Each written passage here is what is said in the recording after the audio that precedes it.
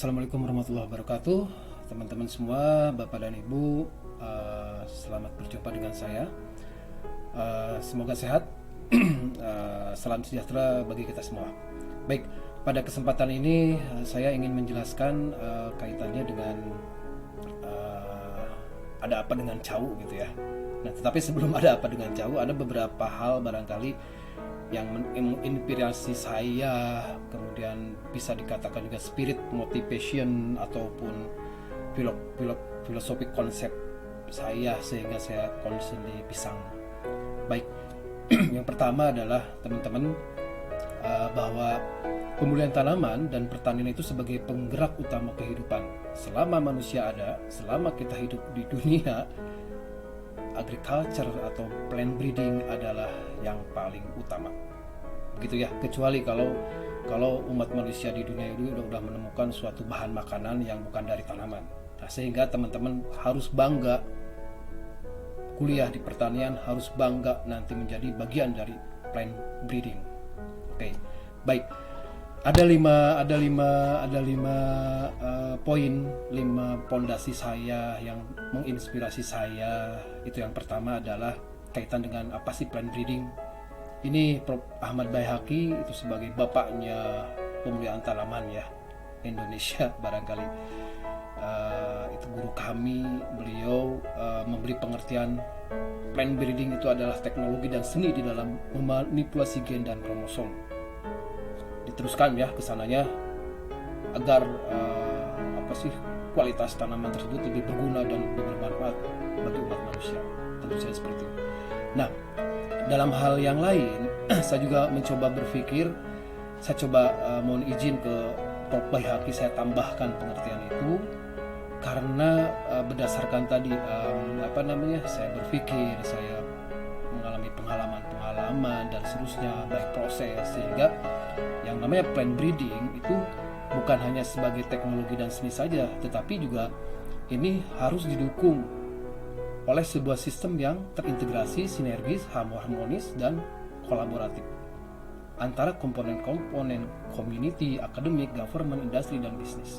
Tanpa ini pemulihan tidak bisa berbuat apa-apa. Oke, dari sisi sains bisa ya, kita terus riset, tapi dari sisi kan kita harus melepas varietas, kita harus mengkomersialisasikan. Bagaimana itu? Ya harus integrasi sistem.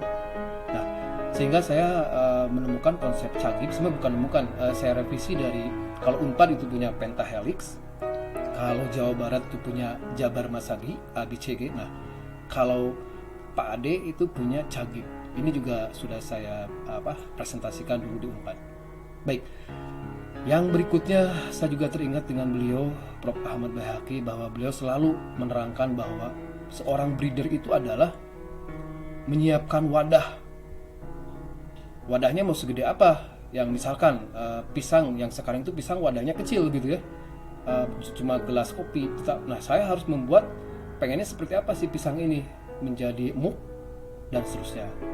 Itu yang pertama. Yang kedua, dari sisi yang lain, seorang agronomis itu bertugas mengisi, memaksimalkan wadah yang tadi, sehingga konsep sistem ini harus terbentuk, Bapak Ibu teman-teman semua, bahwa plant breeding adalah sebuah sistem.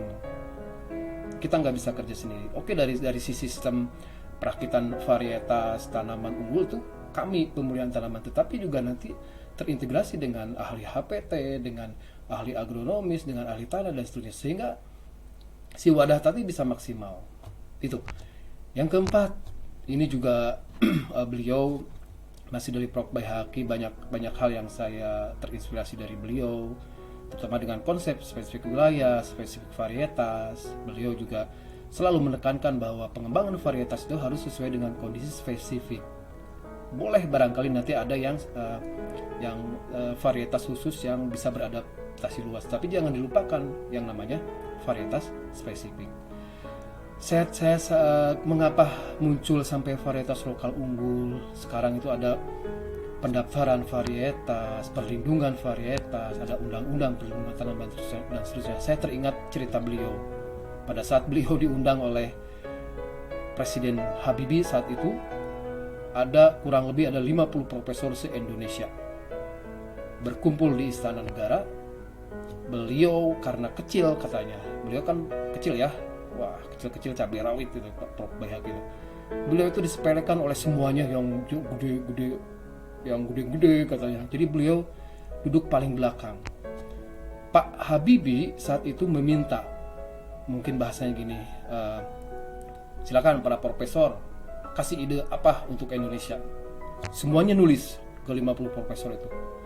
Setelah itu dikumpulkan sama Pak Habibie, dibacakan satu persatu. Mulai membaca Pak Habibie, nomor 1, apa ini? Indonesia tidak perlu. Apa ini? Indonesia tidak perlu. Sampai giliran yang terakhir, kertas terakhir itu, nah ini dia, Indonesia perlu. Ternyata itu adalah idenya Prof. Bayhaqi. Indonesia harus punya hak kekayaan intelektual. Yang menelorkan sekarang adalah kita bisa punya varietas varietas lokal menjadi haki,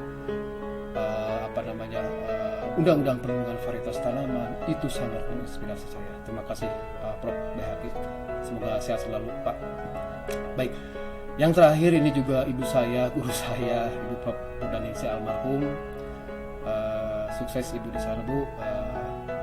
Ini juga beliau berpesan ke saya, saat itu beliau punya buku asal dari India, atau beliau tuh saat itu ke Bali kalau nggak salah ya, ke Bali. Di sana ada pertemuan internasional apa gitu ya, saya lupa lagi. Beliau membawa buku, ada 2 buku dikasih ke saya khusus tentang banana.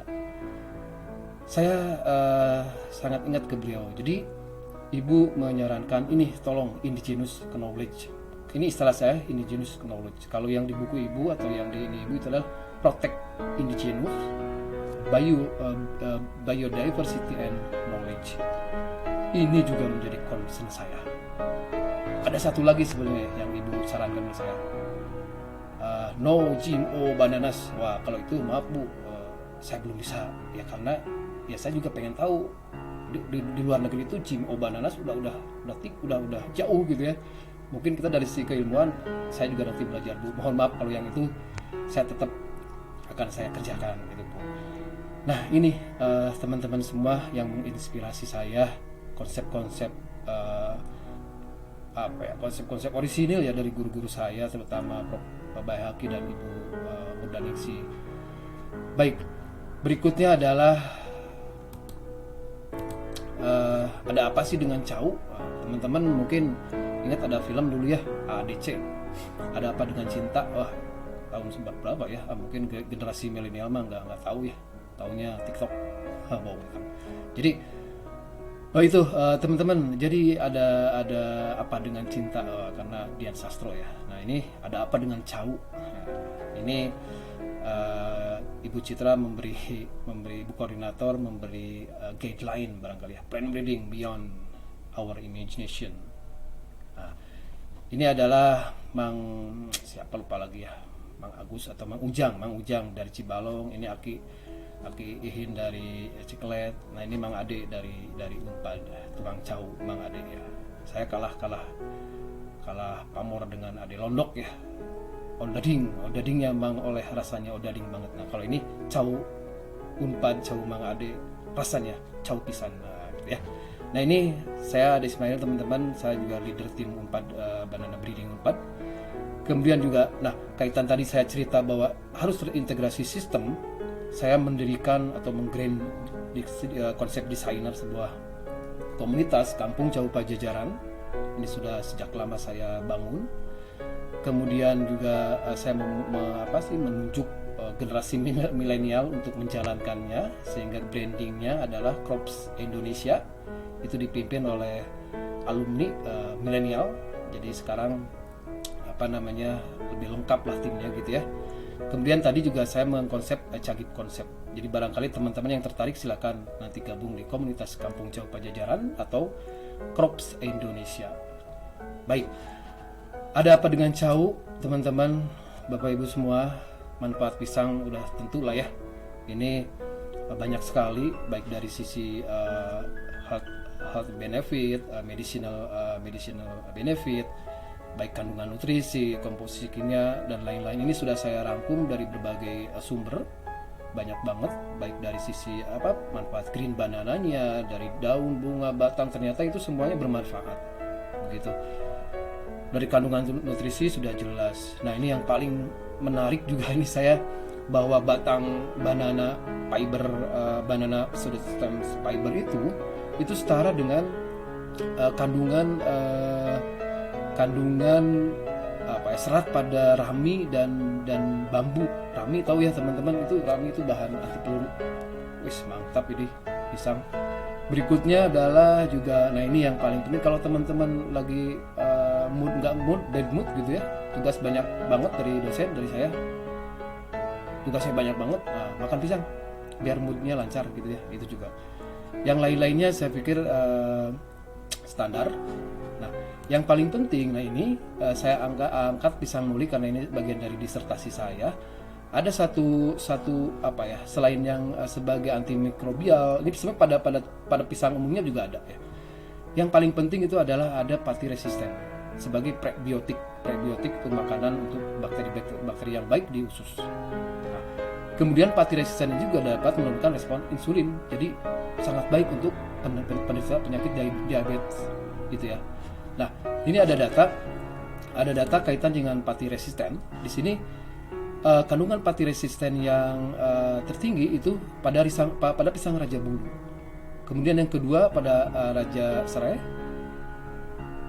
Yang kedua pada Ambon, yang ketiga pada pisang muli, dan yang keempat pada pisang Raja Serai atau Raja Cerai istilah itu ya. Baik, sehingga teman-teman silakan banyak makan pisang ya dari sekarang. Oke. Ini juga hasil riset saya, bagian dari disertasi, bahwa ternyata pisang di Jawa Barat itu daya adaptasinya luas, ada di 3 dataran, dan bahkan ada pisang-pisang yang adaptif pada 3 dataran tersebut. Di antaranya adalah Ambon, kemudian Nangka, Muli, dan seterusnya. Ini saya publikasi di Unibrau UB saat itu. Nah berikutnya teman-teman, saya coba karang status pisang di Indonesia, di dunia itu sudah sampai sejauh mana sih gitu ya. Ya barangkali kalau dibandingkan dengan yang lain, saya nggak mau dibilang bahwa tertinggal ya, karena itu dari sisi mana dulu gitu ya. Ya karena ya kita kondisinya seperti ini gitu ya. Nah dari sisi yang lain, barangkali kalau dari dunia itu arahnya udah ke fortifikasi vitamin A, ke arah transgenik. Dari Balitbu concernnya ke Indonesia ya, pisang-pisang Indonesia. LIPI pun demikian.